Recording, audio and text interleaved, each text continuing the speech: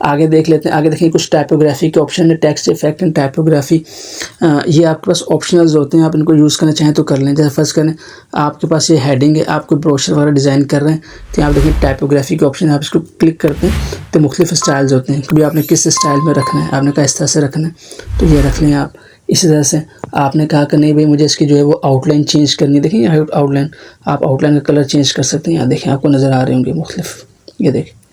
आप किसी के ऊपर भी अपना माउस लेके जाएंगे तो आपको इफेक्ट दिखाएगा कि कैसा आता है।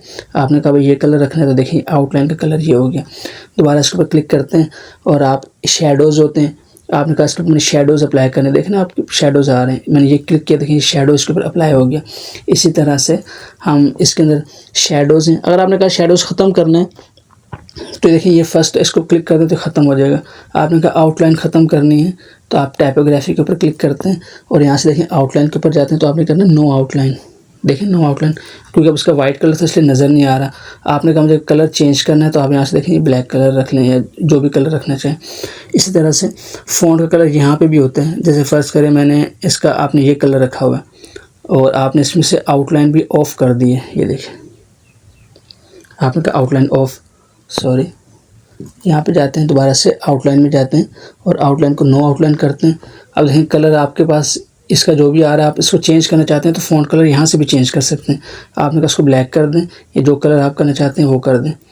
तो इस तरह से आप इसके कलर को चेंज कर सकते हैं यहाँ से भी, और आपने कहा यहाँ से चेंज करना है। और यहाँ से बने बनाए टेम्पलेट हैं असल में, आप इनको यूज़ कर सकते हैं। इसके अलावा इसमें रिफ्लेक्शन होती है।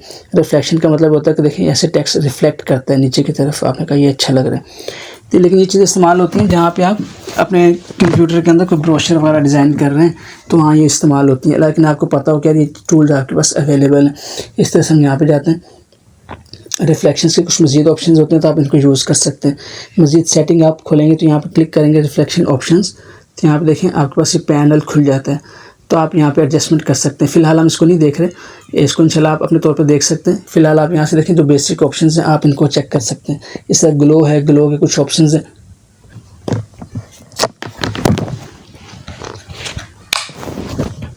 इस तरह से ग्लो के ऑप्शंस हैं तो आप इनको अप्लाई कर सकते हैं। इस तरह से आगे देखें नंबर स्टाइल्स हैं तो ये नंबर इनके ऊपर अप्लाई होते हैं, इनको फ़िलहाल आप छोड़ दीजिए।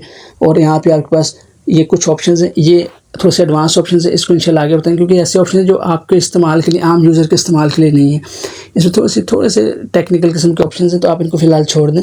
इनका इम्पैक्ट आपको सही से समझ में भी नहीं आएगा अभी, जब आप ये कोर्स कर लेंगे इसके बाद जब एडवांस सीरीज़ होगी तो इंशाल्लाह उसके अंदर हम करेंगे। तो जो बुनियादी ऑप्शन हैं कलर्स के, आउटलाइन के, शेडो के, रिफ्लेक्शंस के और ग्लो के, ये आपको पता हो। अगर आप इसको ख़त्म करना चाहते हैं तो आपने क्या करना है, सिंपल दोबारा से यहाँ पर जाना है टाइपोग्राफी के ऑप्शन के ऊपर। आपने आउटलाइन ख़त्म करनी थी, बता दिया आपको। आपने रिफ्लेक्शन ख़त्म करना है तो आपने यहाँ पे चले जाना है, शेडो को ख़त्म करना है तो यहाँ पे चले जाना है और दोबारा से आपने यहाँ पे जाना है। और आपने कहा नहीं मुझे रिफ्लेक्शन भी ख़त्म करनी है तो यहाँ पे देखिए यहाँ आ जाए, सिंपल फर्स्ट वाले को चूज़ कर लें। तो इस तरह से आप कर सकते हैं।